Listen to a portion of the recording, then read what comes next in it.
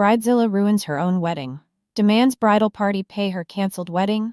Starting the year strong, I swear. So my friend Dana, F29, was supposed to be getting married this past Sunday 1/14. The wedding got cancelled and things had gotten very crazy. Dana was getting married to Josh, M32. She's still in college with me and asked a few friends from college, myself included, to be her bridal party. Now from the start, this wedding has been a disaster.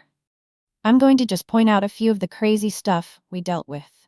She refused to invite my best friend, who she's supposedly good friends with, because she thinks we're lesbian lovers.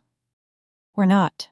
She had us go to the dress fitting, and then demanded each of us pay $2,000 each for our dresses. Apparently she had a specific style she wanted. I can afford it, but I won't buy a $2,000 dress for one event. Some of the girls in the bridal party don't have that flexibility with money. Apparently, Josh couldn't invite any single females that were not blood relatives of him. So if he had any female friends, they were axed. One of the girls in the bridal party doesn't drink because of her religion.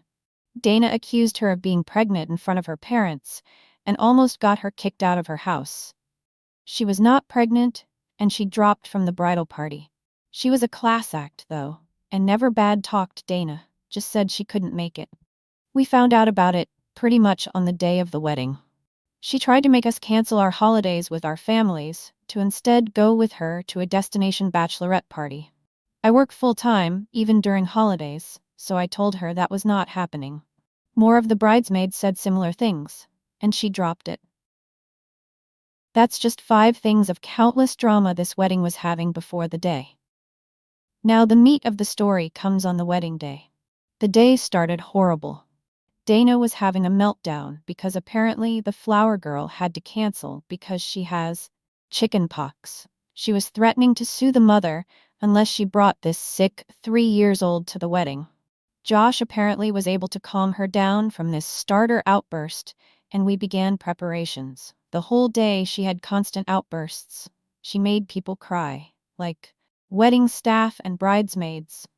The MOH deserves a medal for the amount of diplomacy and bullshit control she had to do. I, for the most part, took the easy route and decided to work outside the bridal suit, like checking flowers, making sure food was okay. Basically any excuse not to be around bride. Eventually I had my makeup and hair done, then the bride asked for a little bit of time alone to decompress from the stress. We didn't even fight it. You could not see a group of women run faster away. Wedding was starting in 30 minutes, so we figure she would be fine alone for that little. I spent those 30 minutes just sitting in the chapel with my phone. It had to be about 5 minutes before the start of the wedding when MOH came over to tell me the wedding was cancelled. I asked her what happened. MOH.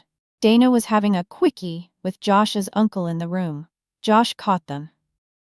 I just stared at the MOH with my mouth pretty much about to reach the floor. She told me to run, and that she was trying to get as many people out before things exploded. So I quickly got my purse, gathered the 2 bridesmaids that were carpooling with me, and we left like the devil was after us. I checked with the other bridesmaid, and all had escaped. That night I called the MOH to check what happened, and the tea was bad. Apparently, and rightfully, Josh called off the wedding, called her a few names, told off his uncle, and has since left with his mates to Wagward. I hope have the biggest single man party ever. I feel so bad for him. He's an absolute gem of a man. He apparently also told Dana and her parents that she will be paying the cancellation fees. According to MOH, Dana's father told her in front of everyone that she was paying it on her own. I thought that was the end of it. I made the choice to separate myself from this mess, until I got a call from Dana, not even an hour ago, demanding $5,000 to help pay her cancellation fees. According to Dana, it was our duty as the bridal party to pay her cancellation fees. I obviously told her no, and that she might as well lose my number. I am never speaking to this woman again. This has been pretty much the reaction of all bridesmaids in the MOH. By the way, MOH, Josh's older sister. So, I finally got permission from Josh to update on the situation today, 4/10/2024. Going to start by saying he's doing much better. He's moved out to a new place away from Dana and has some of his mates as roommates. He also cut contact with his uncle, as did most of his family. He's put a pause on dating for some time, considering Dana was his first and only girlfriend for years, so he needs time to heal. Dana has now become persona non grata with my friends. She even tried to move in with one of them, without telling her, by appearing at 10 p.m. at night and saying, "You can't send me away this late at night." Didn't work. Dunno where she's living, but I can say for sure she's absolutely without any doubt very much screwed. She has 4 lawsuits. One from Josh for obvious reasons, one from his sister for the dresses she bought, one from the bridesmaid she accused of being pregnant, and one from Josh's uncle, since apparently Dana used his credit card. She apparently moved with him after the failed wedding. So yeah, she threw away her life and she's very much without support.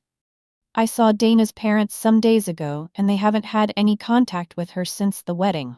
They are actually moving with their other daughter, 22, to another state. As for Josh's sister, we've been hanging out for a while. She actually becomes super tight with my friends and I. We're even planning a trip sometime next year with her and her 7 years old to Disney. And yes, we've all agreed to divide the babysitting. We offered. She didn't press us to do so.